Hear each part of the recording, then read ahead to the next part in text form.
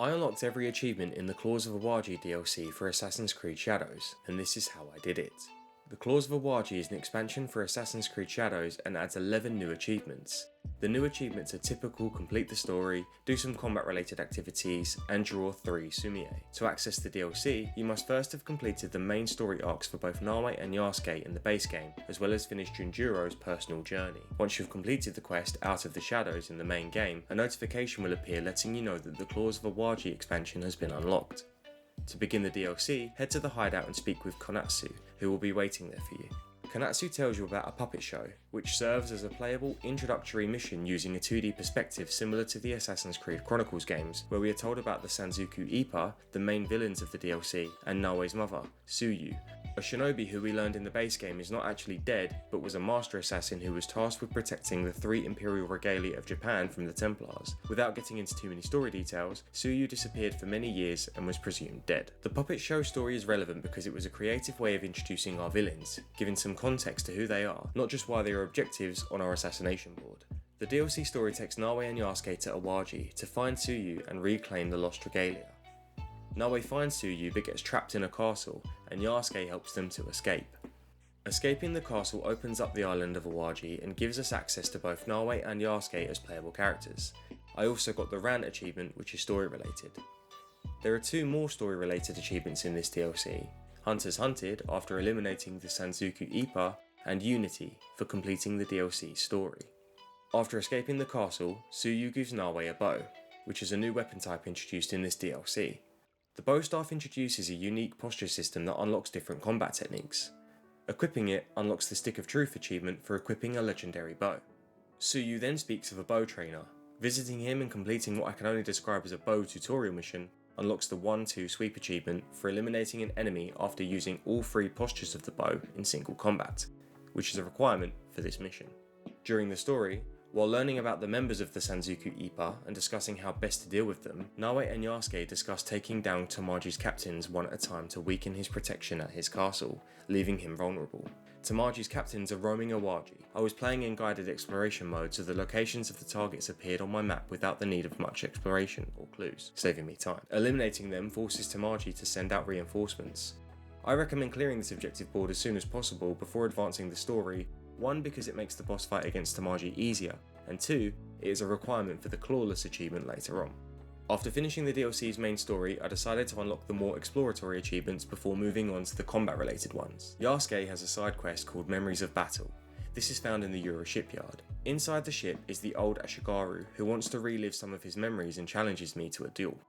Defeating him completes the quest, earning some legendary gear and the Boats Rocked achievement.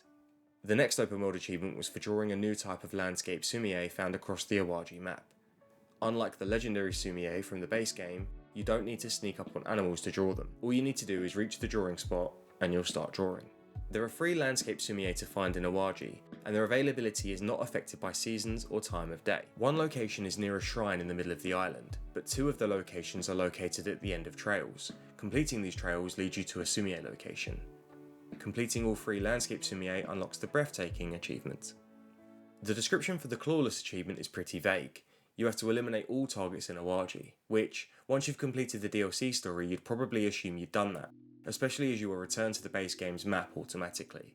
However, this achievement is only attainable after completing the main story of the DLC, as there are 4 different assassination boards to complete, and the last 2 only unlock at this point. The 4 objective boards needed to be eliminated are the Sanzuku Ippa. These targets are story related, so this assassination board will be automatically cleared as you complete the story. Tamaji's captains we cleared earlier on. For the last 2 assassination boards, you have to manually travel back to Awaji and speak with Konatsu.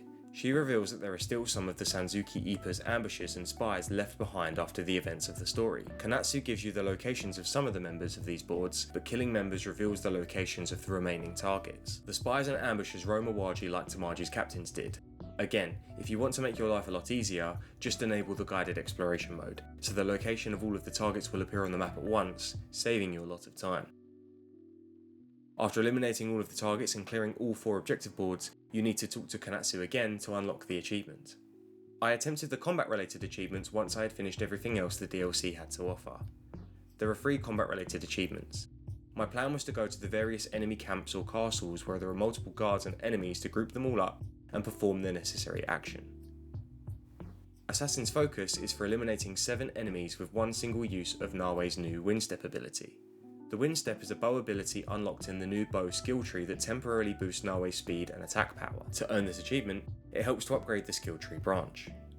Once I'd unlocked the required skill and purchased its upgrades, I found a group of enemies and activated the ability. Again, I was running around camps and castles to find a group big enough to fight quickly and that don't take too long to defeat. Before activating the skill, I made sure I was surrounded by at least 7 enemies, weakened them by removing their armour and reducing their health, and activated Windstep and continued attacking, switching targets to eliminate them as quickly as possible before the skill timer expires. Switching targets regularly gives a damage boost and increases the ability's duration after a kill. After a few attempts that I thought should have been successful, I thought I wasn't doing the requirements quick enough, but when I looked through my achievement list, I noticed that it had unlocked, the pop just didn't trigger. The backfire achievement I also found pretty frustrating. It requires you to kill an enemy with a Tetsu that you dropped after being hit by that enemy.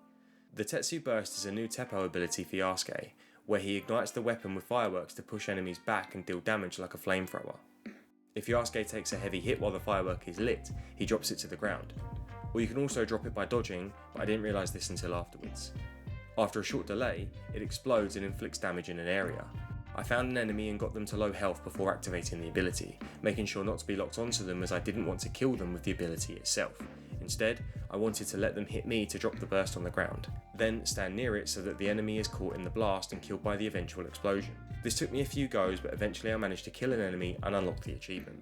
The final achievement for me was Slice of Life, which requires you to kill 5 enemies with one single wind/strike. With the DLC, Yasuke doesn't gain new weapons, but he does unlock a new long katana ability called Wind Slash. This is an area of effect attack that damages multiple enemies at once. To use it, you first have to unlock the Wind Slash ability in the long katana skill tree.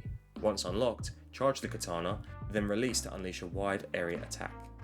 The longer you charge, the larger the radius. For me, the camp and castle technique wasn't working because enemies can knock you out of this ability if you're winding up the charge. Eventually, I found this training ground area in Azuki Castle. It has a group of enemies already lined up who do not become hostile straight away. I triggered the ability, killed 5 enemies, and unlocked the achievements. If I had known about this area sooner, I probably would have done the Backfire and Assassin's Focus achievements here too. But hopefully now you can if you're watching this, and if you did, let me know in the comments below. And that was how I unlocked every achievement in the Claws of Awaji DLC for Assassin's Creed Shadows. I hope you enjoyed this video. If you did, please consider leaving a like and a comment for the algorithm, and subscribe if you'd like to see more videos like this. Thanks for watching, and I'll speak to you soon.